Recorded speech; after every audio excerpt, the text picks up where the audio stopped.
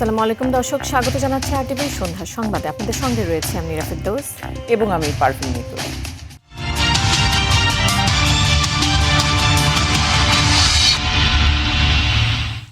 গুপ্ত একটি রাজনৈতিক দলের নেতারা বাংলাদেশের নতুন জালিম রূপে আবির্ভূত হয়েছে বলে মন্তব্য করেছেন বিএনপি চেয়ারম্যান তারেক রহমান। বরিশালের বেলস পার্কে জনসভায় এসব কথা বলেন তিনি। এদিকে ফরিদপুরে নির্বাচনী জনসভায় তারেক রহমান বলেন, 1971 সালের বিতর্কিত ভূমিকার মাধ্যমে যারা দেশের মা বোনের সম্মানহানি করেছিল তাদের থেকে সবাইকে সতর্ক থাকতে হবে। নিহার নন্দীর ক্যামেরা আরও জানাচ্ছেন শামীম চৌধুরী। আগামীর বাংলাদেশ গড়ার নেতা আছে। উত্তাল জনঢেউয়ে পরিপূর্ণ ধান নদী খালের শহর বরিশালের বেলস পার্ক। পার্কের সীমানা ছাড়িয়ে জনস্রোত পৌঁছে যায় মূল শহর পর্যন্ত। কারো কারো জায়গা হয় ভবনের ছাদ আর গাছের উঁচু ডালে। জাতীয়তাবাদী দল জিন্দাবাদ। জনসভাকে কেন্দ্র করে বিএনপির দুর্গ হিসেবে পরিচিত কীর্তনখোলা বিধৌত বরিশালে জড়ো হয় বিভাগের 6টি জেলার মানুষ।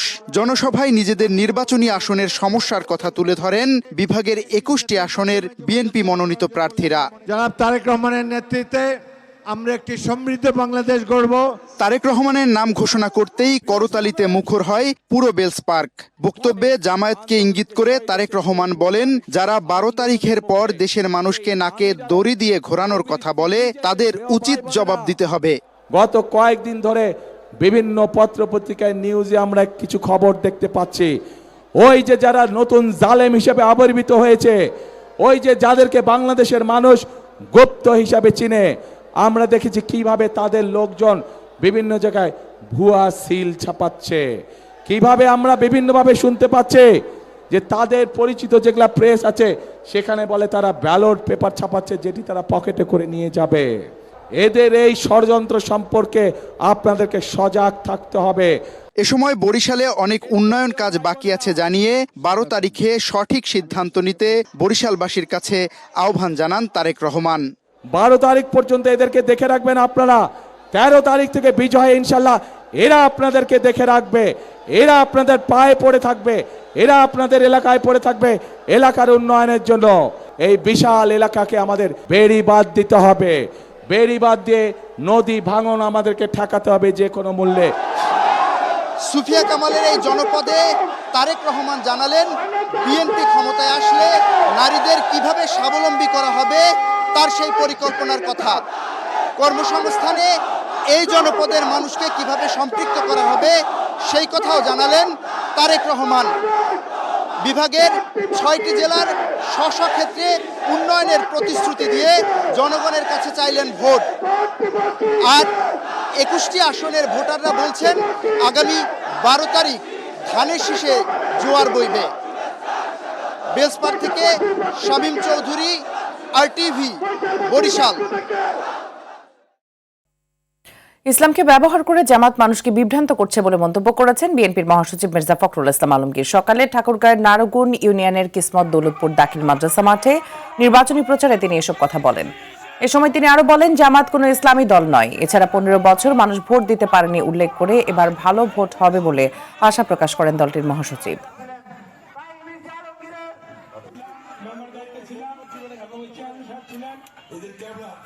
আগে কখনো দেখি নাই। আমরা অবশ্যই সকলে একত্রিত ধানের শীষে দিব ইনশাআল্লাহ। আগামী 12 তারিখ আমরা ধানের শীষে। আমরা বিএনপি সবসময় আমরা কাজে বিশ্বাস করি, আমরা সমালোচনায় বিশ্বাস করি না। আজকে একটা দল আপনাদের সামনে আসছে, এখন আসছে যে তারা নির্বাচন করবে। ভালো কথা, যে কেউ রাজনীতি করতে পারে, রাজনীতি করবেন, দয়া করে মিথ্যা কথা বলবেন না। এই জামাতে ইসলাম ইসলামের কথা বলে, কিন্তু আপনি দেখবেন আজকে অনেক মৌলানা সাহেবরা, তারা বিশেষ করে চরমোনাইয়ের মৌলানা পীর সাহেব, তিনি পরিষ্কার করে বলতেছেন জামাতে ইসলাম কোন ইসলামী দলই না। ধর্মের দোহাই দিয়ে আবারও ফ্যাসিবাদের আত্মপ্রকাশ হতে পারে বলে শঙ্কা জানিয়েছেন বিএনপির সিনিয়র যুগ্ম মহাসচিব রুহুল কবির রিজভী। সকালে রাজধানীর একটি হোটেলে reporters forum for election and democracy RFED সদস্যদের সঙ্গে মতবিনিময়ে তিনি একথা বলেন। এ সময় দলটির স্থায়ী কমিটির সদস্য নজরুল ইসলাম খান বলেন, দেশের সামাজিক অর্থনৈতিক মুক্তির জন্য ভোটের মাধ্যমে যোগ্য ব্যক্তিকে দায়িত্ব দিতে হবে। আরও জানাচ্ছেন শাকিলা করিম। বুধবার সকালে বিএনপির কেন্দ্রীয় নির্বাচন পরিচালনা কমিটির সঙ্গে মতবিনিময় করেন reporters forum for election and democracy RFEDর সদস্যরা। ভোট কারচুপির শঙ্কা জানিয়ে বিএনপির মুখপাত্র ডক্টর মাহদি আমিন বলেন, পেশাগত জায়গায় নিরপেক্ষতার সঙ্গে কাজ করতে হবে সাংবাদিকদের। আমাদের প্রত্যাশা, আজকে আমরা অনেক ধরনের ইলেকশন ইঞ্জিনিয়ারিং এর কথা শুনছি, বিভিন্ন ধরনের কারচুপির আভাস পাচ্ছি। সেই জায়গাগুলোতে যদি আপনারা প্রত্যেকে নিরপেক্ষভাবে সত্যটুকু তুলে ধরতে উদ্যোগী ভূমিকা পালন করেন, যেটা বিগত 3টা নির্বাচনের ক্ষেত্রে করেছেন, তাহলে সেটি ইনশাল্লাহ আমাদের গণতান্ত্রিক বাংলাদেশের জন্য একটা বড় ভূমিকা রাখবে। বক্তব্যে বিএনপির সিনিয়র যুগ্ম মহাসচিব রুহুল কবির রিজভী বলেন, ধর্মের নাম দিয়ে আবারও ফ্যাসিবাদের আত্মপ্রকাশ হতে পারে। সেনাবাহিনীর সঙ্গে খারাপ আচরণকারীরা দেশের শান্তি চায় না বলেও মন্তব্য করেন তিনি। আপনি কে?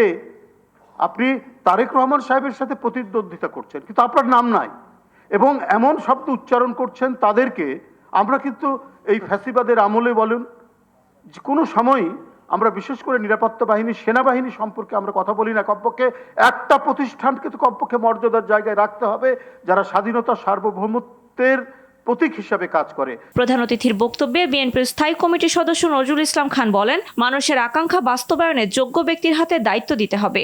আমরা আমাদের পক্ষে কাজ করার জন্য আপনাদের আবেদন জানাচ্ছি যে ধরনের একটা নির্বাচনের জন্য আমরা এত বছর ধরে লড়াই করেছি, সেই ধরনের নির্বাচন যেন বাংলাদেশে হয়। নির্বাচন পরিচালনা কমিটির পক্ষ থেকে আমরা সব প্রার্থীকে জানিয়ে দেব যেন তারা সংবাদকর্মীদেরকে নির্বাচনের দায়িত্ব পালনে সহযোগিতা করে। গণতন্ত্র প্রতিষ্ঠার জন্য নির্বাচন ঘিরে কোনো অনৈতিক প্রয়াস দেখলে সাংবাদিকদের বাধা সৃষ্টি করতেও আহ্বান জানান বিএনপি নেতারা।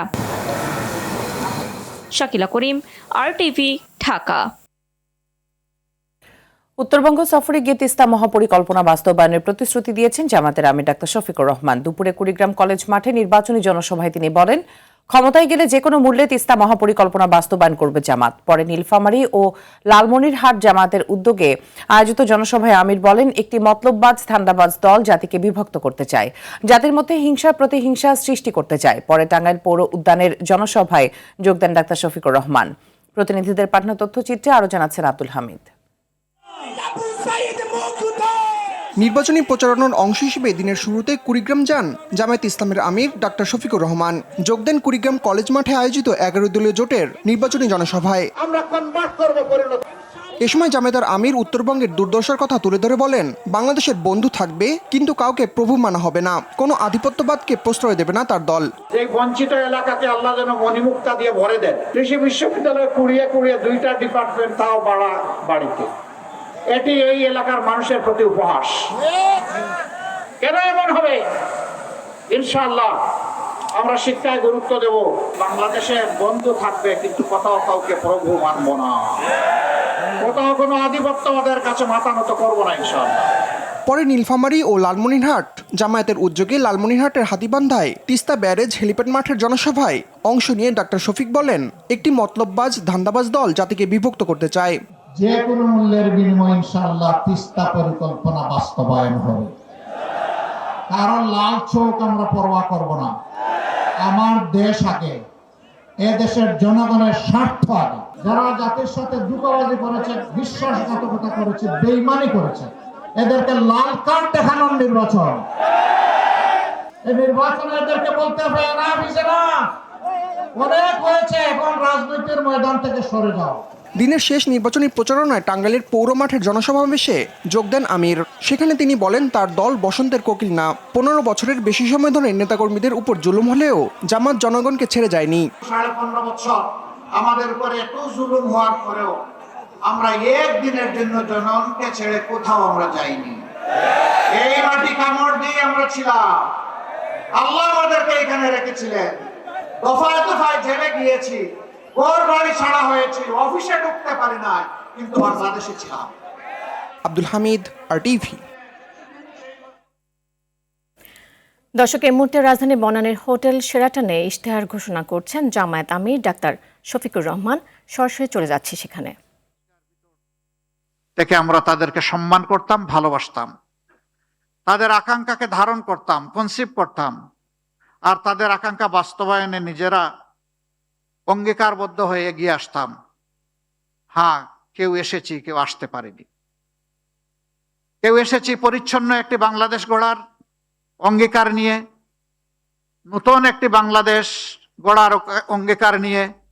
যে পথে বাংলাদেশ চলছে সেই পথ থেকে বাংলাদেশকে রাজপথে, রাজনীতির রাজপথে উঠানোর অঙ্গীকার নিয়ে।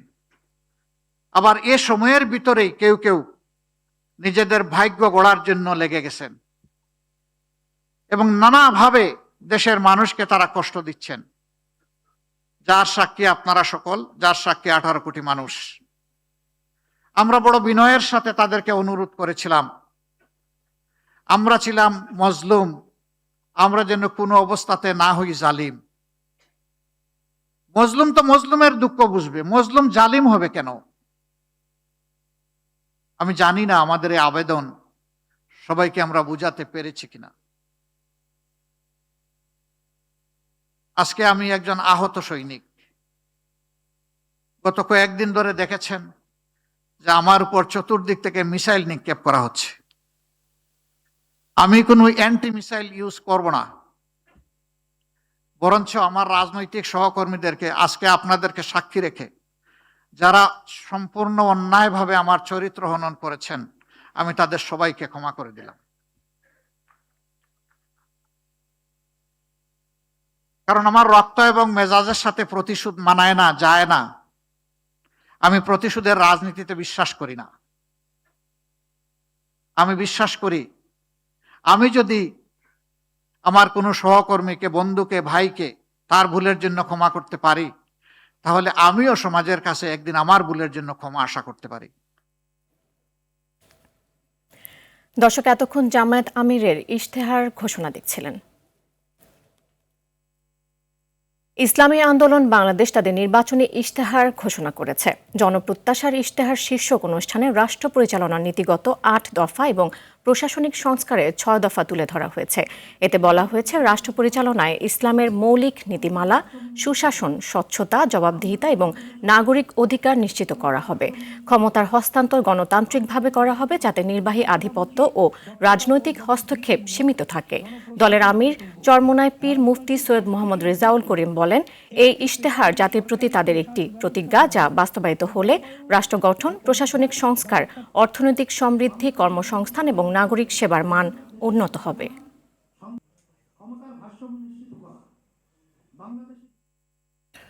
উৎসবমুখর পরিবেশে সারা দেশে চলছে নির্বাচনী প্রচার। নির্বাচন যত ঘনিয়ে আসছে, জামায়াতের মাথা ততই খারাপ হচ্ছে বলে মন্তব্য করেছেন ঢাকা 17 আসনে বিএনপি নির্বাচন পরিচালনা কমিটির প্রধান সমন্বয়ক আব্দুস সালাম। তারেক রহমানের পক্ষে প্রচার মিছিলের আগে কথা বলেন তিনি। আর প্রচারে নেমে জামাত নেতারা বলছেন, মানুষ এবার পরিবর্তন চায়। দ্বিতীয়চন্দ্র পালকে সঙ্গে নিয়ে সাকিবুর রহমানের রিপোর্ট। নির্বাচনের বাকি আর 8 দিন। সকাল থেকেই গণসংযোগে বেরিয়ে পড়েন প্রার্থীরা। ঢাকা 17 আসনে তারেক রহমানের পক্ষে প্রচার মিছিল করেন দলের নেতাকর্মীরা। সেনানিবাসের ঘটনায় জামাতের মুখোশ উন্মোচন হয়েছে বলে মন্তব্য করেন দলের নেতাকর্মীরা। আর্মড ফোর্সেসের সাথে কিভাবে বাদ ব্যবহার করেন এবং কিভাবে বিভিন্ন আর্গুমেন্টে জড়িত হন, এরা এইরকম আচরণ, এটা মনে হয় না আমার যে উনি সমাজ সেবার নেশায় ঘুরে। উনি যেভাবে হোক পড়ুয়াভাবে ওরা ক্ষমতার নেশায় ঘুরে। নির্বাচন যত ঘনিয়ে আসছে, জামাতের মাথা তত খারাপ হচ্ছে। এই যে তাদের যে আচরণ, এই আচরণ এটাই প্রমাণ করে। নিজ নিজ এলাকায় প্রচার চালিয়েছেন উত্তর ও দক্ষিণের প্রার্থীরা, দিচ্ছেন নানা প্রতিশ্রুতি। মিথ্যাচার, মিথ্যা প্রতারণার মাধ্যমে সাধারণ মানুষকে প্রভাবিত করার চেষ্টা করছে। যদিও আমরা বিশ্বাস করি সাধারণ মানুষ এখন অনেক সচেতন। কারো অভিযোগ, পাল্টা অভিযোগ থাকতেই পারে, হ্যাঁ, কিন্তু আমার কোনো অভিযোগ নাই। কারণ আমি মনে করি আমরা যারা প্রার্থী হয়েছেন সবাই ঢাকা নয়ের ভালো চান, এলাকার উন্নয়নের ভালো চান। তবে জামায়াতের প্রার্থীরা বলছেন, দেশের মানুষ এবার পরিবর্তন চায়। আমরা যেটা বুঝি, জনগণ একটা পরিবর্তন চায়। আর আমার কাছে বড় চ্যালেঞ্জ মনে হচ্ছে যে সুষ্ঠু পরিবেশ বজায় রেখে ভোট করা, এটা করতে হবে। থানা নির্বাচনের সবগুলো অফিস ইঞ্জিনিয়ার ইশরাক সাহেবের বিল্ডিংয়ের ভাড়াটিয়া এই অবস্থায় রেখে সুষ্ঠু নির্বাচন অনেক সুদূর পরা হতো। নির্বাচনের আচরণবিধি ভঙ্গ করে বিশেষ একটা দল অন্য পক্ষের আক্রমণ করতেছে, তাদের ভোটার যারা ক্যাম্পেইন করে তাদের হামলা করতেছে। প্রচারে পিছিয়ে নেই স্বতন্ত্র প্রার্থীরাও। নির্বাচিত হতে পারলে এলাকার উন্নয়ন সহ দিচ্ছেন বিভিন্ন প্রতিশ্রুতি। 11টা দলের আদর্শ আছে, সাথে আমি স্বতন্ত্র হিসাবে এলাকাবাসীর প্রতি আমার ইশতেহার আছে। তা আপনি কিন্তু ব্যক্তিকে দেখছেন, তার সক্ষমতা, তার দেবার, তার অতীত অভিজ্ঞতা, তার পারিবারিক ঐতিহ্য, তার এলাকার প্রতি তার কন্ট্রিবিউশন। ঢাকা 12 আসনে স্বতন্ত্র প্রার্থী সাইফুল আলমের পক্ষে প্রচার করেন তার কর্মীরা। সাকিবুর রহমান, RTV, ঢাকা। শেরপুর 3 আসনে জামায়াত প্রার্থী নুরুজ্জামান বাদলের মৃত্যুতে আসনটিতে নির্বাচন স্থগিত করেছে নির্বাচন কমিশন। বুধবার ইসির পক্ষ থেকে আনুষ্ঠানিকভাবে এ তথ্য জানানো হয়েছে। এর আগে গতকাল দিনগত রাত 2টায় তিনি মৃত্যুবরণ করেন। তার মৃত্যুর বিষয়টি নিশ্চিত করেন শেরপুর জেলা জামায়াতের আমির মাওলানা হাফিজুর রহমান। বেশ কিছুদিন ধরে কিডনিজনিত রোগে ভুগছিলেন তিনি। বুধবার নির্বাচন সচিবালয়ে নির্বাচন কমিশনার আব্দুল রহমান এল মাসুদ জানান, পরবর্তী তফসিল এখনও চূড়ান্ত হয়নি। কমপক্ষে 15 দিনের সময় দিয়ে আগামী 12 ফেব্রুয়ারির পর ভোট অনুষ্ঠিত হবে। আরপিওর 17 অনুচ্ছেদ অনুযায়ী ওই নির্বাচনের পরবর্তী পদক্ষেপ, পরবর্তী সকল কিছু বাতিল করা হবে। নির্বাচন কমিশন নতুন করে ওখানে শিডিউল ঘোষণা করবে। কোনো প্রার্থী বা কোনো ভোটার যে কেউ হোক, তিনি আচরণবিধি ভঙ্গ করেছেন, তাহলে তিনি প্রমাণ সাপেক্ষে তার বিরুদ্ধে যথাযথ ব্যবস্থা গ্রহণ করার জন্য কমিশনের নিকট সুপারিশ করবেন এবং কমিশন সে মোতাবেক তার উপর যথাযথ ব্যবস্থা গ্রহণ করবে। নির্বাচন যত এগিয়ে আসছে বাড়ছে সহিংস ঘটনা, আর তাতে সংশয় বাড়ছে ভোটের দিনের আইন শৃঙ্খলা পরিস্থিতি নিয়েও। এরই মধ্যে রাজধানীতে 2131টি ভোট কেন্দ্রের মধ্যে 1614টি ভোট কেন্দ্রকে ঝুঁকিপূর্ণ হিসেবে চিহ্নিত করেছে পুলিশ। আর লুঠো অস্ত্রের ব্যবহার নিয়ে শঙ্কা প্রকাশ করছেন বিশেষজ্ঞরা। মোহাম্মদ সাইমের রিপোর্ট। দীর্ঘদিন ভোট বঞ্চিত মানুষের মাঝে ত্রয়োদশ জাতীয় সংসদ নির্বাচন অনেকটাই উৎসবেরও গর্বের। কিন্তু গত 22 জানুয়ারি থেকে শুরু হওয়া নির্বাচনী প্রচারণার প্রথম 7 দিনেই ঢাকা সহ দেশের বিভিন্ন স্থানে অন্তত 200 সহিংসতার ঘটনা ঘটেছে। এর মধ্যে প্রতিদ্বন্দ্বী সমর্থকদের সঙ্গে সংঘর্ষ 73টি, প্রচার কাজে বাধা 22টি, হামলার ঘটনা 15টি, ভাঙচুর ও অগ্নিসংযোগের ঘটনা 14টি এবং প্রার্থীর উপর আক্রমণের ঘটনা 9টি। আইন শৃঙ্খলা বাহিনীর উপস্থিতিতে এসব সংঘর্ষের ঘটনাকে ভাইয়ে ভাইয়ে বিবাদের সঙ্গে তুলনা করেছেন স্বরাষ্ট্র উপদেষ্টা। আইন শৃঙ্খলা বাহিনীর সক্ষমতার কোনো অভাব নেই, কিন্তু আগে হলো কি, যেমন ইভেন ভাইয়েরা যা শুরু করে দেবেন, বাপেও কিন্তু কন্ট্রোল করতে পারেন অনেক সময়। এমন পরিস্থিতিতে আইন শৃঙ্খলা রক্ষাকারী বাহিনীর ঢিলেঢালা অবস্থানে নির্বাচনে ঝুঁকির শঙ্কা কিছু ভোটারদের মাঝে। দিন যত এগোবে পরিস্থিতিটা মনে হয় আরো অবনতি ঘটবে, কারণ আমরা দেখতে পাচ্ছি বর্তমানে কিছু সহিংস ঘটনা ঘটেছে। যে পরিস্থিতি এখন চলতেছে তাতে বোঝা যায় যে সুষ্ঠু নির্বাচন হবে না। তবে এখন পর্যন্ত নির্বাচনের পরিবেশ সন্তোষজনক বলে মনে করছেন তরুণ ভোটাররা। এইবার পরিবেশ দেখে মনে হচ্ছে যে সঠিক ভোটটা দিতে পারবো। আমি খুব আগ্রহী যে এই বছর আমি সুষ্ঠুভাবে আমার ভোটটা দিতে পারবো। আর ডিএমপি দিচ্ছে নির্বাচন ও নির্বাচন পরবর্তী সময়ে জননিরাপত্তার আশ্বাস। ভোটারদের যেন কোনো ধরনের বিড়ম্বনা সহ্য বা বিড়ম্বনার মুখোমুখি হতে না হয়, সে লক্ষ্যে আমরা মাঠে তৎপর আছি এবং এটা ইলেকশনের আগে, ইলেকশনের দিন এবং ইলেকশন পরবর্তী সময়েও এটা অব্যাহত থাকবে। এবারে নির্বাচন ঘিরে মোতায়েন থাকবে বিভিন্ন বাহিনীর 9 লাখ সদস্য। এর মধ্যে 1 লাখের বেশি সেনাবাহিনী, 1.5 লাখ পুলিশ, 5,76,000 আনসার ভিডিপি সদস্য সহ নৌ, বিমান ও বিজিবি সদস্যরা। এমন পরিস্থিতিতে থানা থেকে লুটের অস্ত্র নির্বাচনে প্রভাব ফেলতে পারে বলে শঙ্কা প্রকাশ করেছেন এই অপরাধ বিশেষজ্ঞ। থানা থেকে যে সমস্ত অস্ত্র লুট হয়েছিল তার 25% অস্ত্র এখনও উদ্ধারের বাইরে আছে। পাশাপাশি গোলাবারুদ যেগুলো লুট হয়েছিল তার একটা বড় অংশই উদ্ধার করা সম্ভব হয়নি। সীমান্ত হয়ে অবৈধ অস্ত্রের অনেক প্রবেশ ঘটেছে। 3 ধাপের অস্ত্রের যে প্রভাব বা ঝনঝনানি, নির্বাচনে সংঘাত সহিংসতার ক্ষেত্রে এই অস্ত্রগুলোই ব্যবহৃত হচ্ছে। নির্বাচনে প্রতিদ্বন্দ্বিতাকারী সব পক্ষ সহিংসতার পথ পরিহার করে ভোটকে উৎসবে পরিণত করবে, এমনটাই প্রত্যাশা সাধারণ ভোটারদের। মোহাম্মদ সায়েম, RTV, ঢাকা। চট্টগ্রাম বন্দরের নিউ মোরিং কন্টেইনার টার্মিনাল ইজারার সিদ্ধান্তের প্রতিবাদে অনির্দিষ্টকালের কর্মবিরতি পালন করছেন শ্রমিক কর্মচারীরা। এতে কন্টেইনার ও পণ্য ওঠানামা বন্ধ রয়েছে। ব্যবসায়ীরা বলছেন এই অবস্থায় সবচেয়ে বেশি ক্ষতি হচ্ছে তৈরি পোশাক খাত। চট্টগ্রাম থেকে স্টাফ রিপোর্টার সাইফুল মাহমুদের পাঠানো তথ্যচিত্রে আরো জানাচ্ছেন আপনার মাহি। পঞ্চম দিনের মতো চলা কর্মসূচিতে দেশের প্রধান সমুদ্র বন্দরের পণ্য আমদানি রপ্তানি কার্যক্রম কার্যত অচল হয়ে পড়েছে। শ্রমিকরা কাজ না করায় বিভিন্ন জেটিতে হচ্ছে না কোনো কাজ। আগের দিনের মতো বন্ধ সব ধরনের অপারেশনাল কার্যক্রম। এনসিটির ইজারা বাতিল সহ শ্রমিকদের বদলির আদেশ প্রত্যাহার না হওয়া পর্যন্ত এই কর্মসূচি চলমান থাকবে বলে জানান আন্দোলনকারীরা। এই চুক্তির জন্য দেশ একটা থ্রেটের মধ্যে পড়বে এবং দেশের স্বার্থ জলাঞ্জলি দেওয়া হচ্ছে। আজকে সবকিছু বন্ধ রয়েছে, শ্রমিক কর্মচারীরা স্বতঃস্ফূর্তভাবে আজকের এই কর্মসূচিতে অংশগ্রহণ করে। এদিকে ব্যবসায়ীরা বলছেন কর্মবিরতির কারণে কন্টেইনার ও সাধারণ পণ্য ওঠানামা পুরোপুরি বন্ধ থাকার নেতিবাচক প্রভাব পড়বে বাজারে। মাল লোড আনলোডিং বন্ধ থাকে, অবশ্যই ভোক্তাদের উপর প্রভাব পড়বে, মালের সরবরাহ বাধাগ্রস্ত হবে। এক সপ্তাহ বড় রমজানের মধ্যে অবশ্যই মনে করেন একটা জিনিসপত্রের দাম বাড়বে। দাবি পূরণে সরকারের নীরবতার ক্ষুব্ধ আন্দোলনকারীরা। এই 5 দিনের মধ্যে সরকারের পক্ষ থেকে এখনো পর্যন্ত বা কর্তৃপক্ষের পক্ষ থেকে এটা সমাধানের কোনো উদ্যোগ নেওয়া হয় নাই, বরং বিভিন্ন ধরনের প্রশাসনিক দমন পীড়ন তারা করছে। অচলাবস্থার কারণে আমদানি ব্যয় বৃদ্ধির পাশাপাশি পোশাক খাতের রপ্তানি শিডিউল মারাত্মকভাবে ব্যাহত হচ্ছে বলে জানালেন ব্যবসায়ীরা। বন্দরটা বন্ধ থাকে, আমাদের এক্সপোর্টগুলো আমরা কিভাবে করব? আমরা এক্সপোর্ট যদি করতে না পারি, আমরা কিন্তু এখন কিন্তু এই 1 থেকে 10 তারিখের মধ্যে কিন্তু স্যালারির টাইম, এখনই কিন্তু আমরা ব্যাংকে এক্সপোর্ট করে ব্যাংক থেকে পেমেন্ট নিয়ে আমরা ওয়ার্কারদের স্যালারি, এখানের মধ্যে আমরা একটা বড় ধরনের ধাক্কা খাবো। বন্দর সচল করতে দ্রুত পদক্ষেপ নেবে সরকার, এমনটাই প্রত্যাশা সবার। আবরার মাহি, টিভি। নরসিংদীর রায়পুরা উপজেলায় আধিপত্য বিস্তার ও গোষ্ঠীগত দ্বন্দ্বের জেরে মুস্তাকিম মিয়া নামে এক 7ম শ্রেণীর শিক্ষার্থী গুলিতে নিহত হয়েছে। উপজেলার শ্রীনগর ইউনিয়নের চরাঞ্চল সায়দাবাদ এলাকায় এই ঘটনা ঘটে। ঘটনার পর পরিস্থিতি নিয়ন্ত্রণে এলাকায় পুলিশ, সেনাবাহিনী ও বিজিবি সদস্য মোতায়েন করা হয়েছে। এদিকে যশোর সদর উপজেলার চাচড়া ইউনিয়নের মাহিদিয়া গ্রামে পারিবারিক কলহের জেরে শাকিলা খাতুন নামে এক নববধূর রহস্যজনক মৃত্যুর ঘটনা ঘটেছে। ভোরে স্বামীর বসতঘর থেকে তার ঝুলন্ত মরদেহ উদ্ধার করা হয়। শিক্ষাক্ষেত্রে বড় পরিবর্তন এনেছে অন্তর্বর্তী সরকার। শিক্ষাক্রমের অসঙ্গতি দূর করে যুগোপযোগী পাঠ্যপুস্তক প্রণয়ন এবং মানসম্মত শিক্ষার পরিবেশ তৈরিতে নেওয়া হয়েছে নানা উদ্যোগ। দেশের শিক্ষা ব্যবস্থাকে সময় উপযোগী করতে জাতীয় শিক্ষাক্রমে আনা হয়েছে কাঠামোগত পরিবর্তন। প্রাথমিক থেকে মাধ্যমিক স্তর পর্যন্ত পাঠ্যপুস্তকগুলোর বিষয়বস্তু হালনাগাদ করা হয়েছে।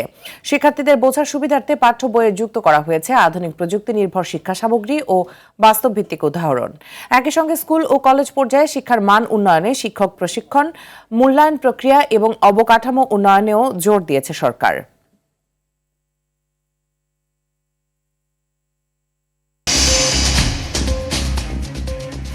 দর্শক, সন্ধ্যা সংবাদ এ পর্যন্তই।